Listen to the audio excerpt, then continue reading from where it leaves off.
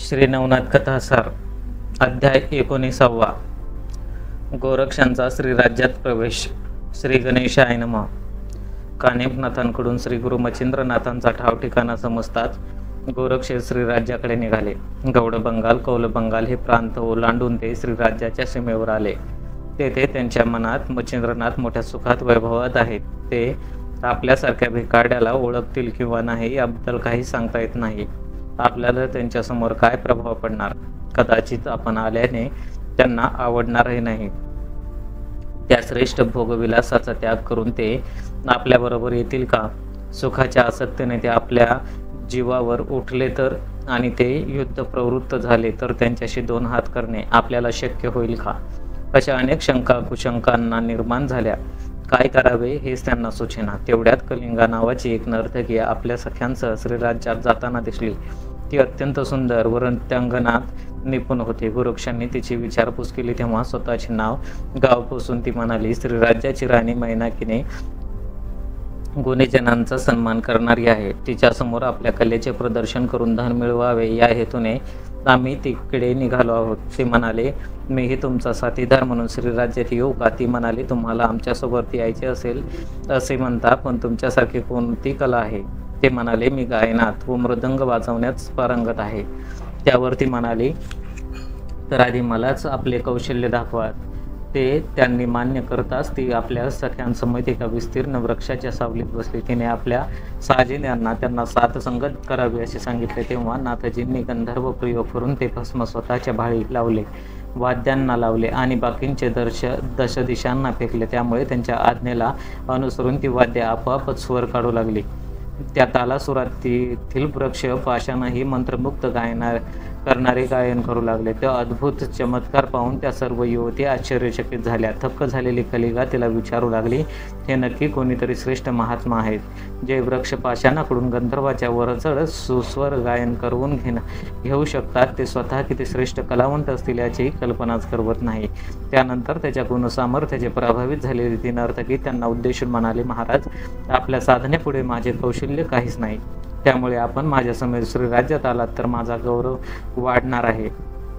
आता आपला परिचय देऊन आपली माझ्याकडून काय अपेक्षा आहे ते सांगा. तेव्हा आपले खरे नाव सांगितले तर उगीच अडचणी येतील असा विचार करून नाथजी म्हणाले, माझे नाव पुरवडा. मी बैरागी असल्यामुळे मला धनवैभवाची इच्छा नाही. एक वेळ पोटापुरते अन्न मिळाले तर माझे झाले. तेव्हा ती म्हणाले, ठीक आहे, पण श्रीराज्यात पुरुषांना मज्जाव आहे. तेथे मारुती भुभुंकार करतात आणि ते ऊर्ध्वरेता असल्यामुळे त्यांच्या भुभुंकाराने येथील स्त्रिया गर्भधारणा होते. त्यातही पुरुष गर्भाचे पतन होते. पण स्त्रीचा गर्भ जपतो तेथे पुरुषाचे प्रवेश केला तर तोही मरतो. मग तुमचा निभाव कसा लागणार? त्यावर ते म्हणाले, त्याची चिंता तुम्ही करू नका. मारुती मला काहीही करू शकत नाही. ते ऐकून कलिंगा निश्चित मनाने रथात बसली. गोरक्ष तिच्या रथाचे सारथी करू लागले. निघण्यापूर्वी त्यांनी सरहदीवर वज्रास्त्र, स्पर्शास्त्र, मोहनास्त्र व नागास्त्राची योजना केली आणि श्रीराज्याच्या रोखाने निघाले. सायंकाळी ती सर्व मंडळी चिन्नापट्टणम गावी आली आणि त्यांनी तेथेच मुक्काम केला. राम, मारुती व गोरक्ष यांची भेट. इकडे मध्यरात्रीच्या सुमारास मारुती सेतुबंध रामेश्वरहून श्रीराज्याच्या दिशेने निघाले. ते श्रीराज्याच्या सीमेवर आले तेव्हा नाथजींनी आधीच परीक्षण करून ठेवलेल्या वज्रास्त्राने त्यांच्या छातीवर आघात केला. त्यामुळे मूर्छित होऊन ते खाली कोसळताच स्पर्शास्त्राने त्यांना जमिनीवर खिळून टाकले. त्यामुळे त्यांच्या हालचालच बंद झाली. मोहनास्त्रामुळे त्यांना आपण तेथे कशासाठी आलो आहोत याचा विसर पडला आणि नागास्त्राने त्यांचे सर्व अंगच दखडून टाकले. अशा प्रकारे चार अस्त्राच्या त्या एकत्रित प्रभावामुळे ते बलभीम एकदम हतबल झाले. वात्या होऊन त्यांना मूर्छा येऊ लागल्या. त्यांचे प्राण कासावीस झाले आणि त्या भीषण संकटातून कोणीही आपल्याला वाचू शकत नाही हे लक्षात येताच ते अत्यंत काकुळतेने श्रीरामांचा धावा करू लागले. ही हाक ऐकून भक्त कैवारी श्रीराम त्वरेने तेथे आले. मारुतींना त्या अवस्थेत पाहून त्यांना वाईट वाटले. त्यांनी इंद्रास्त्र सोडून वज्रास्त्र काढून घेतले. विभक्तास्त्राने स्पर्शास्त्राचे निवारण केले. विष्णू शक्तीने मोहनास्त्राचा प्रभाव नष्ट केला आणि गरुडास्त्राने नागास्त्र क्षीण केले. अशा प्रकारे त्यांची सुटका केल्यावर त्यांनी त्यांच्याकडे कृपादृष्टीने पाहिले, त्यामुळे शक्ती प्राप्त होऊन ते सावध झाले. त्यांना श्रीरामाचे दर्शन झाले. आजही मी धन्य झालो असे म्हणून त्यांनी त्यांच्या चरणावर वंदन केले. तेव्हा त्यांना आलिंगन देऊन प्रभू म्हणाले, मारुती, आज तुमच्यावर 4 अस्त्रांचा प्रयोग झाला होता. असा तुमच्या जीवावर उठलेला हा वैरी कोण आहे? ते म्हणाले, देवा, ते कोणाचे कृत्य आहे हे मला माहीत नाही, पण श्रीराज्यात कोणतरी महाप्रतापी योगी आला असावा असे मला वाटते. तेव्हा श्रीरामाने अंतर्ज्ञानाने हे गोरक्षनाथाचे काम असल्याचे सांगितले व म्हणाले, हे नाथजी हरिनारायणाचा अवतार आहेत. तसेच ते सर्व नाथ माझे निस्सीम भक्त असल्याने माझी त्यांच्यावर पूर्ण कृपा आहे. माझ्या भक्तांनी परस्पराशी भांडू नये असे मला वाटते, म्हणून तुम्हीही त्यांच्या वाटेला जाऊ नका. तेव्हा त्यांनी श्रीरामांना मच्छिंद्र व मैनाकीची सर्व हकीकत सांगितली व म्हणाले, गोरक्षनाथ मच्छिंद्रनाथांना परत नेण्यासाठी आला असावेत असे वाटते आणि मला तेच टाळायचे आहे. तेव्हा मग तुम्हीच त्याच्याशी गोड बोलून त्याचे मन वळवा.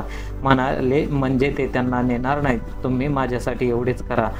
श्रीरामाने ते मान्य केले आणि त्यांना घेऊन चिन्नापट्टणाकडे निघाले. काही वेळाने ते दोघे गावाजवळ पोचले.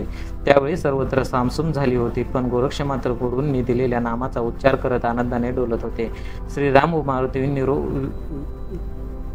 विप्ररूपाने त्यांच्यापाशी गेले व नमस्कार करून म्हणाले, नाथजी, आम्ही षटशास्त्री ब्राह्मण आहोत. तुम्ही नाथजी सर्व विद्यांमध्ये पारंगत, योग्यांचे मुकुटमणी, महाविरक्त, जितेंद्रिय, विवेक, चराचरात ब्रह्मस्वरूप पाहणारे, महान पराक्रमी, धैर्यधर, अपरिमित, औदार्यवंत व श्रेष्ठ धन्वंतरी आहात.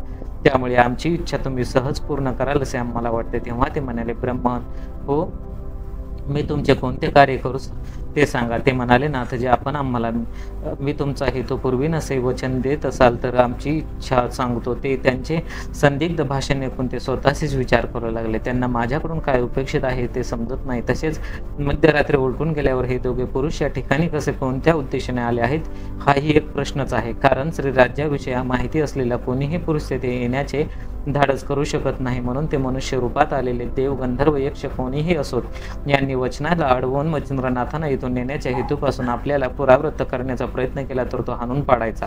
मग ते उघडपणे म्हणाले, विप्रहो, श्रीराज्यात मारुतीच्या भूभंकाराने कोणीही पुरुष जगत नाही, हे सर्वश्रुत आहे. ही पहिली गोष्ट. आणि त्यांच्या सीमेवर मी 4 अस्त्रांची चौकडी बसवली असताना कोणीही मनुष्य ती पार करून येथे येणे शक्य नाही. ही दुसरी गोष्ट. तरीही तुम्ही येथे आलात, म्हणून मला तुम्ही ब्राह्मण आहात असे वाटत नाही. तरी कृपा करून आपण कोण आहात ते सांगा. बोलणे संपवून त्याने दोघांनाही नमस्कार केला. या युक्तिवादाने ते प्रसन्न झाले. मग श्रीराम व मारुती आपल्या मूळ रूपात प्रगट झाले. प्रभूंनी नाथजींना प्रेमाने आलिंगन दिले व म्हणाले, गोरक्ष, तुम्ही मच्छिंद्रनाथांना नेण्यासाठी येथे आला आहात हे आम्ही जाणतो, पण आम्ही त्यांना न नेता येथेच ठेवावे अशी विनंती आहे. कारण त्यांच्या संदर्भात मैनाकिनीने या मारुतीकडून तसे वचन घेतले आहे. मग श्रीरामाने त्यांना याविषयीचा सर्व वृत्तांत सांगितला व म्हणाले, नाथजी, तुम्ही तुमच्या गुरूंना अवश्य भेटा, पण त्यांना नेऊ नका, अन्यथा मारुतीवर मोठाच कठीण प्रसंग येईल. त्यावर ते म्हणाले, प्रभू, आपले म्हणणे कितीही बरोबर असले तरी आम्ही जती आहोत. आमच्यासारख्या तपस्व्याने प्रपंच सक्त होऊन श्रीविलासात गुंतून राहणे यासाठी लांछनास्पद गोष्ट कोणती नाही. मच्छिंद्रनाथांमुळे नाथपंथाला काळीमा लागू नये अशी माझी प्रामाणिक इच्छा आहे. म्हणून मी त्यांना येथे ठेवणार नाही म्हणजे नाही.